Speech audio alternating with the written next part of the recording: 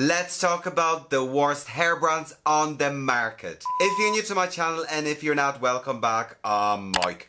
I'm a hairdresser, a L'Oreal colour specialist, a makeup fan and a skincare lover. In today's film we are going to be talking about the worst hair brands out on the market, what brands you should avoid and what brands are really bad for your hair but they claim to be the best. So if you want to find out more about the worst hair brands that I just dislike, then you better keep on watching.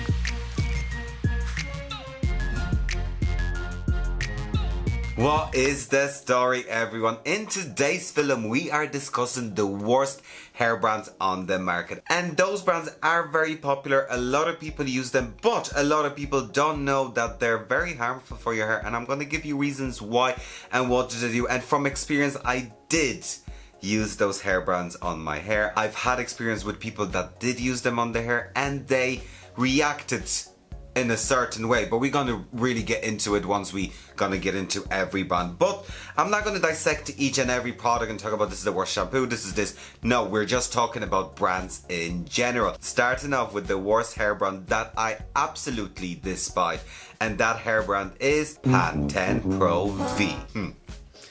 Now, when it comes to Pantene ProV, it's, do you know what? No tea, no shade. It's a very, very popular hair brand. You can buy it anywhere. It's very affordable and people buy into it. They see those beautiful ads of Cheryl Cole being like, I washed my hair with Pantene ProV and my hair is so voluminous. No, Cheryl Cole, you do wear extensions and that's how your hair is styled. Pantene ProV did not make your hair so voluminous and glamorous. And if you think that Cheryl Cole uses Pantene ProV, then you have to ask yourself twice. But what's so bad about Pantene ProV? First things first, Pantene ProV contains a very high amount of sulfate and very high amount of dangerous silicones in their products that are listed quite high up. Now let's get right into it. As we all know, sulfates are not damaging to the hair unless they're used in high amounts. Most drugstore shampoos contain less of the good stuff, a lot of water and a lot of sulfate and a lot of silicone. That's why they're bad. And if you shampoo your hair once and boom, you get the lather, that means there's a lot of sulfates in it. Another thing is the amount of silicones found in Pantene ProV. It is very, very high, and what that can wax up, build up and really build up on your hair and cause a lot of damage to your hair. Right, let's get deep into it. First thing that I really dislike about Pantene is the smell. It is so highly perfumed because like that, it contains a lot of perfume. It nearly lingers on the hair. And no hair product should really, like the scent of the hair product should not stain the hair. If you can wash your hair and you can still smell that plasticky smell of it, that's not good. Like the amount of times, right, I'd open up clients' hair and I get the woof and I'm like, right, it's Pantene. It is very, very specific. And what's not good about it is that because Pantene contains a lot of silicone, that scent builds up with the silicone on the hair. So if you can smell the product of your hair for a very, very long time, that means it's on that hair and it's not washed out correctly. Does that make sense? Now, Pantene can actually build up so badly on your hair and react with hair color. Now, I've seen it in my chair a few times over my whole lifespan of hairdressing, and now the first thing is you nearly like, you touch the hair, you can feel there's build up on the hair, but I mean, not always you will have time to shampoo that off, clarify it, etc, and get rid of that build up of product that they have, which is usually from like Pantene shampoo or conditioner or any other drugstore shampoos and conditioners, right? So you can smell it and I'm like, right, I can smell it, and then you start doing highlights, right? Guys, the amount of times, and I know it's Pantene because I recognize the smell. I'd nearly say to a client, I'm like, what do you use on your hair? And 90% of the time it's Pantene. The packets start heating up, right? So what happens is the color is reacting, and you can especially see it with highlights. The color is actually reacting with the buildup of product on the hair and the badness that's in all those shampoos, and the packets start swelling. The pre-lightener, or as you call it, bleach, swells up on the hair and it reacts with that product, and that's not good. That's when your mesh packets actually heat up. I've seen it once in a hair salon, right? A lady was using Pantene in her hair, and she said she was using Pantene, and another stylist, it wasn't me, it was a colleague of mine. She was doing full head of highlights, and next thing we look at the floor and there's literally water on the floor, and we're like, what's going on? Whatever buildup she had on that hair, and it is probably buildup of highly damaging silicones and other minerals that are found in those products, that it literally swelled up the hair so much that it started steaming, and it is so dangerous. So yeah, Pantene is what? It's a heap of dirt. Another brand that is really bad for your hair is Tresemme. I really dislike Tresemme. One, it works like Pantene, so like that you get a big bottle of like a litre shampoo for €3.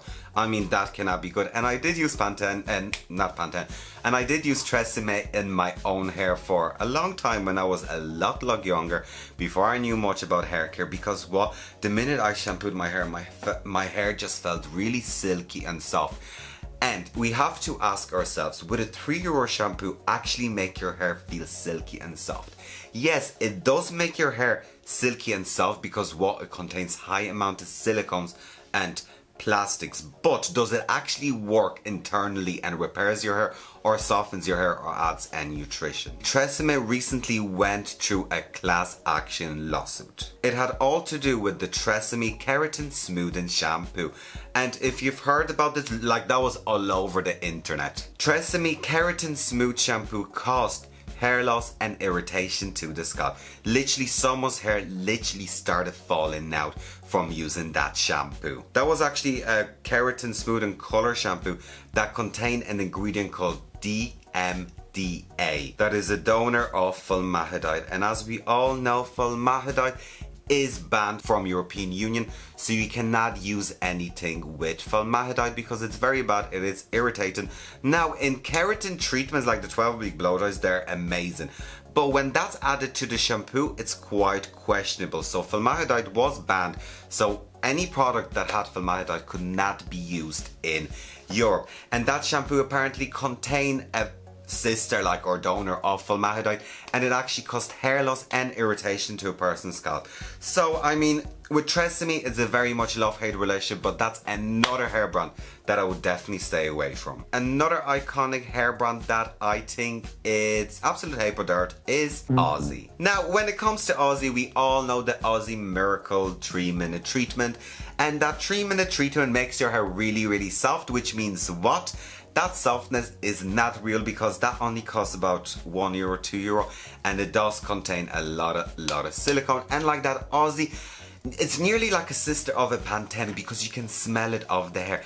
It builds up on the hair so much that even if you haven't used it for a while, you can nearly stand off someone's head and you'll be like, that's Aussie. Now, and I've seen it in the salon before, and that's a very good trick, is you nearly feel the hair in decline. It's like, oh, every time I wash it, it's still oily, still feels greasy. I'm like, right, let's do this. So what I literally do is I grab my shears, so my scissors, and I slide them through the hair, and you can see the buildup of plastic and silicone coming off the shears.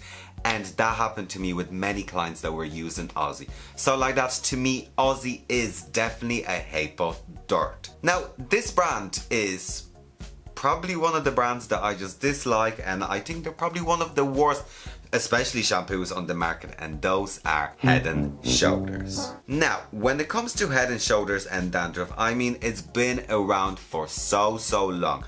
But a really good old school hairdresser trick, and let me know if you've heard this, is that if you dye your hair, if you color your hair, because we color hair, we dye clothes.